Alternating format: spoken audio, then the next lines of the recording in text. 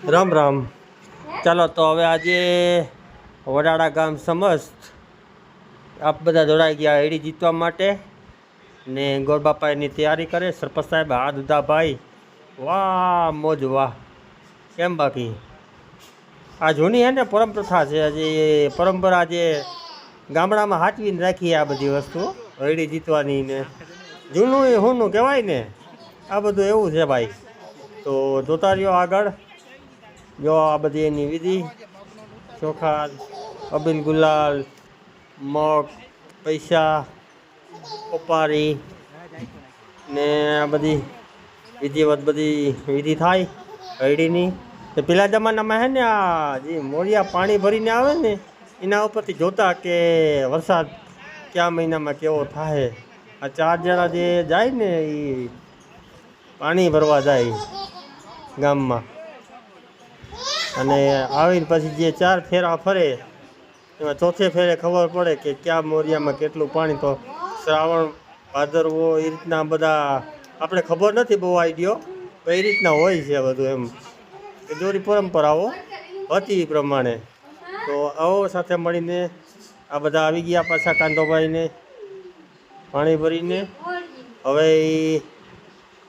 આપણે જે હળી છે એને પરિક્રમા કરશે 4. પછી આગળની કાર્યવાહી ધીમે ધીમે થાય બરાબર. અને જોઈએ હવે આ બધી છે ને મજા છે. આ બધું કરવાથી ગામનો સંપ અને ગામની એકતા જળવાઈ રહે, ગામનો એક અવસર બની રહે. આ બધું એવું છે પહેલાં. એટલે આ એક નાનકડો અવસર મળ્યો તો 3-4 મિનિટનો મેં પણ લાભ લીધો આજે. એટલે ગામ મળીને છોકરા બધા આયોજન કરે યુવા સંગઠન ને આ ગામની એક કહેવાય ને કે પરંપરા છે બરાબર જૂની. એ બધાએ જૂની પરંપરા જોકે સાચવીને રાખવી જોઈએ. આ બધું એવું છે સાહેબ બરાબર. તો હવે જોતા રહ્યો છેલ્લે સુધી કે આ બધો એક ઉત્સાહ હોવો જોઈએ ગામમાં પણ.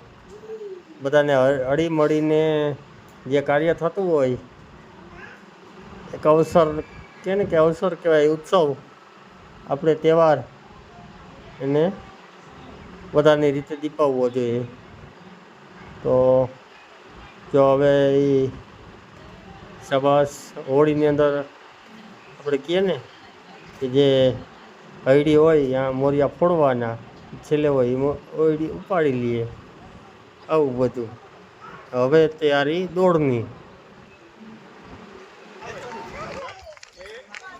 કાંતો વાર હેગો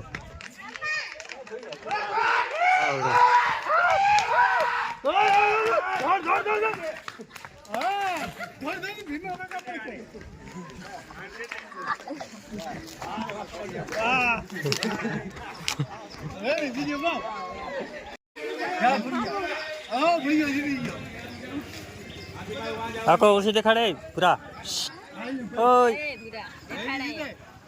ઉસી કર આખો રાખો રા. हमारा आईडी तो विनर है.